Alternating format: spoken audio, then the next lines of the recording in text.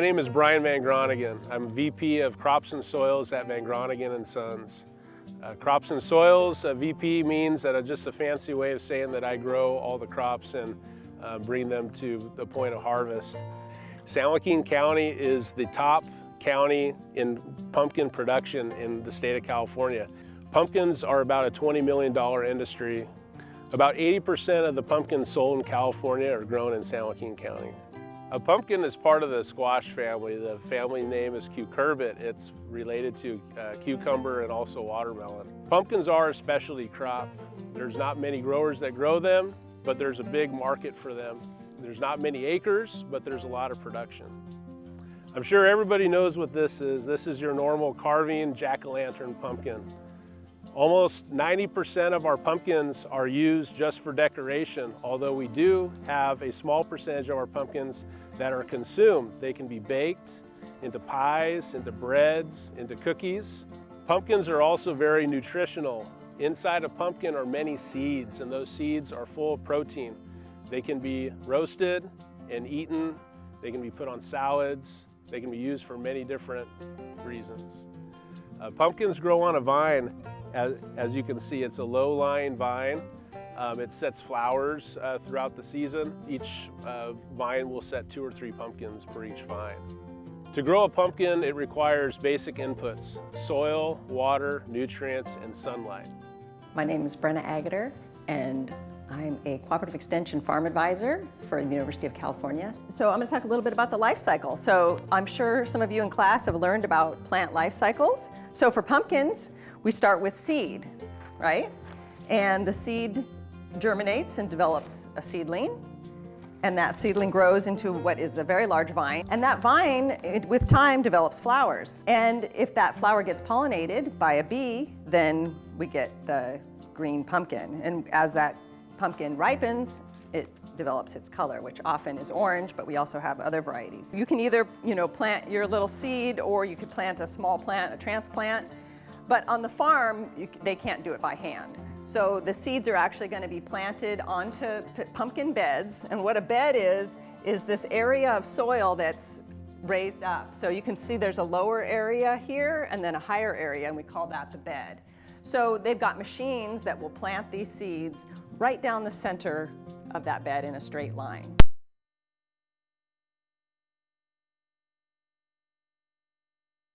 So at home, in your garden, you may use a hose, or you might use a watering can to give your pumpkin plant a little bit of water.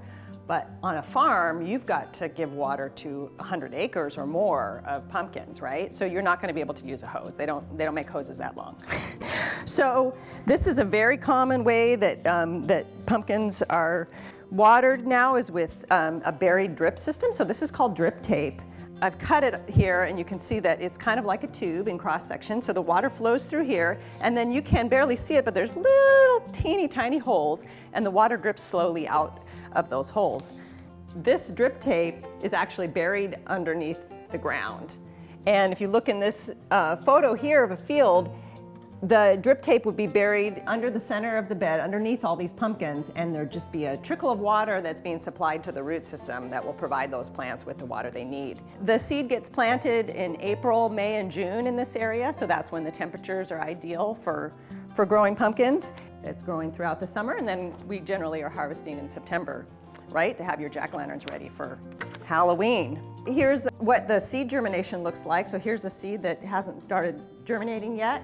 And then it develops the little root here, and then this green part here is what's going to develop the shoot or the vine. So you got the root growing down into the soil, and then the vine growing up above ground. Here's a picture of a pumpkin flower. It's a pretty flower, and pumpkin plant actually makes both male and female flowers, which is kind of unique among plants, that it develops the 2 different types of flowers. So bees will visit both types of flowers and will move the pollen from the male flowers to the female flowers. And if the bees are successful in transferring that pollen, we call this pollination, and the result is a little tiny pumpkin.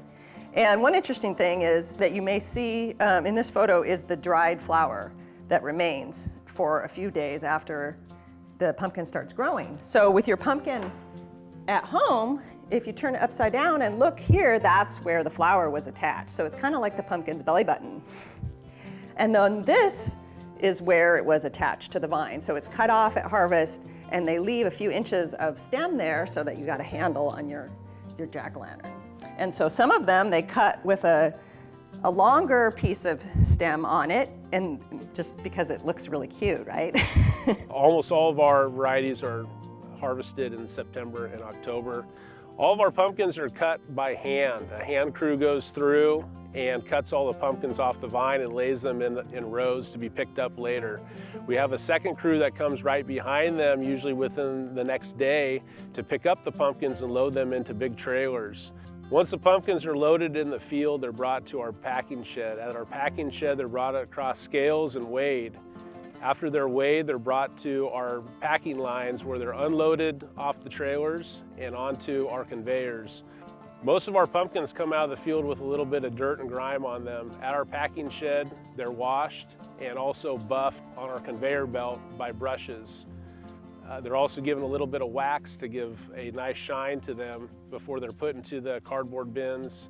The pumpkins are taken off the conveyor line and they're packed by size and by variety. Our farm grows 45 different varieties of pumpkins. A variety is just a different type of pumpkin. The pumpkin could be orange, it could be white, it could be striped, it could be a big, large, giant pumpkin. Out of our 45 varieties, we have all different shapes and sizes and colors. We have the Cinderella variety, the Jarrahdale variety, we have the Cheetah variety, the prize winner variety, which are the great 150 to 200 pound size pumpkins. This is called a giant pumpkin.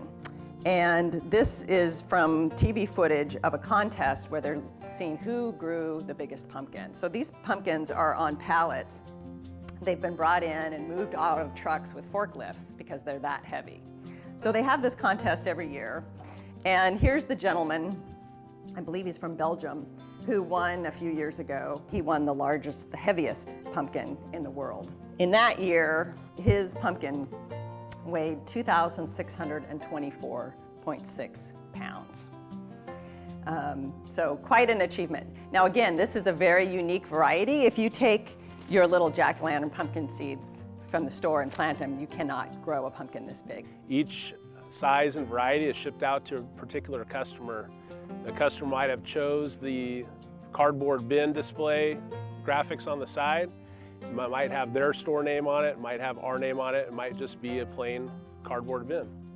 At our farm, we try to be as sustainable as possible. All of our pumpkins that have broken stems, that might have cracks in them, or that were damaged in shipping, they will be sent to our beef cattle farm where they're fed to animals so they can also grow and be productive.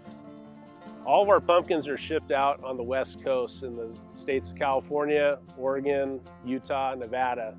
They're shipped out to stores such as Trader Joe's, Walmart, Costco. We also have our own farm stand if you'd like to come out and visit, located on Jack Tone Road, just north of French Camp Road.